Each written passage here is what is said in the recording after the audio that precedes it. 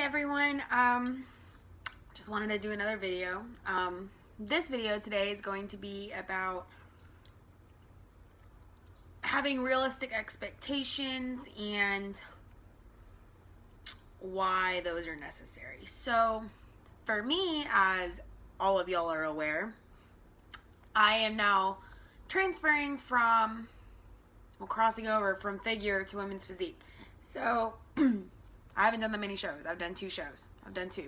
Started competing in 2014. 2015 was pretty much a fucked up year. Didn't do shit that year. And beginning of 2016, boom, started. Did a show in January. The best thing that ever happened to me, I think, in this whole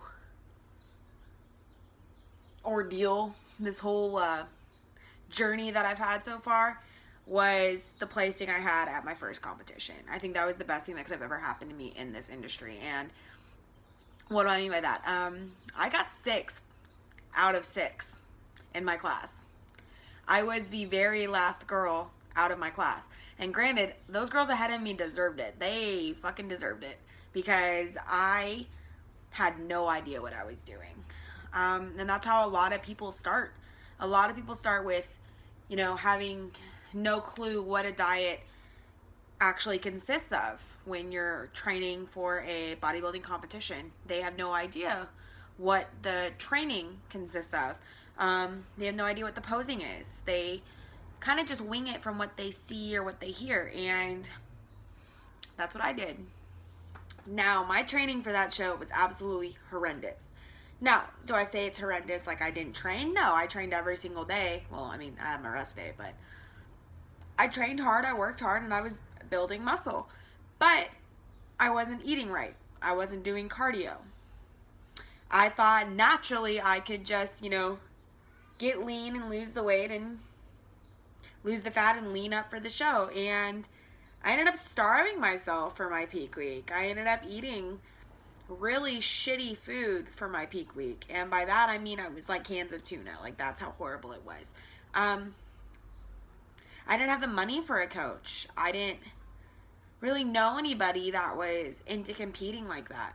And it was kind of a trial and error type thing. And obviously, I was on the error side of that and ended up 6 out of 6. After that, I dabbled with a couple coaches, set my eyes on some shows, and those shows in 2015 just didn't work out. The ship that I was on, my ship that I was just on, was busy getting ready to go underway. We were going through inspections. I didn't have time to do a show.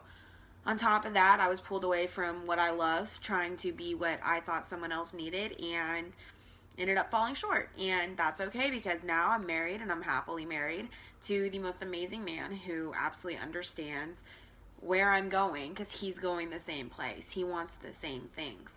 So this prep was a lot better because I had a coach who also competed on his own. And, Caesar, like, thanks, bro. You really helped me out. You definitely showed me what I needed to do, and I definitely came on stage 100 times better than I was for my first show. So when I say keep things realistic, have realistic expectations, would it be nice to do this next show in August, get nationally qualified, and go and compete at USA's and get my pro card? Fuck yeah, that would be fucking awesome. Is the likelihood of that happening really high? No, not really.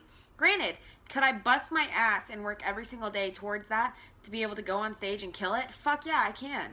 But realistically, I know what I have to improve on to get to that point. So, for me, realistically, I'm not very big. Muscular, I've got him, but I'm not as big as a women's physique competitor would be. Granted, I have the muscle shape and I have symmetry and I have that. So when it comes to getting lean for a show, I'm definitely going to be hard and I'm going to be shredded and I'm going to be popping.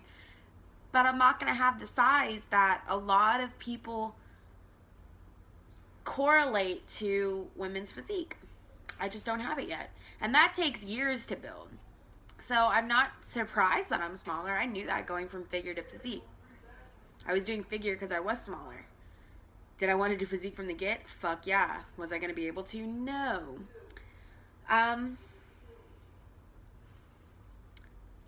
my thing is I'm going to get out there and I'm going to do my best. I'm going to do my best with what I have. And I'm going to love my body. I'm going to love the package I bring no matter what. No matter the placing. And you know what? Like I said, realistic expectations. How many girls are going to be competing with me? Probably zero. Because the last few contests out here in San Diego have had like one competitor.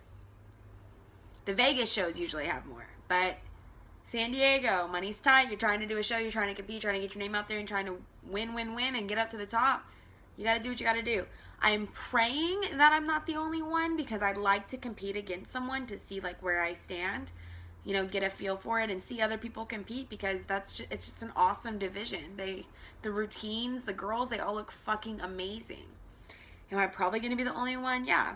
And if that's the case, fuck it, I'll take an overall and I'll walk away with it. But realistically, I know where I stand and I know how much fucking work I have to put into this, and that's the game plan. This shit doesn't happen overnight. People can say they want it, they can say they're going to go for it no matter what. You have to put actions behind your words. You have to actually go for it. You actually have to push for it. You got people that have gotten their pro cards like that, and you got people that it's taken years to get it. Each person is different. Your body is different. Your ability to gain muscle is different. Your ability to cut fat is different. Everybody is different. So one girl may be able to go on stage and fucking get her pro card like that, and the girl next to her works just as hard, but her body's not at the same level as the other one. They talk about genetics a lot in this, you know, this industry, and it's true. Genetics play a very large role. It just makes it easier. Now, if you don't have the genetics to compete, or if you don't think you do, don't let it hold you back. You're going to have to work harder, but guess what? In the long run, people are going to see where you started and where you ended up, and they're going to be fucking amazed. I don't have a crazy transformation story. I've always been small. I've always been athletic. I just happen to be putting on some muscle now. But the people out there that I see that have gone from being obese or being anorexic, having to work up from that's motivation. That's inspiration. Those are the people that inspire me to get off my ass every single day and get to that gym. Because if they can do it being where they were at and seeing how happy they are now that they're where they are today, that's all I need to be able to get up in the morning, make my meals, eat my meals, make it to the gym, and do what I have to do to win. If they can do it, I can do it, right? 3 weeks until my prep starts, and then I'll be 16 weeks from my show. In 3 weeks, I start my prep. I'm excited, but I'm nervous as fuck. Yay, it's go time. Well, don't mind me, guys. I'm gonna go back to eating my meal. Have a great one.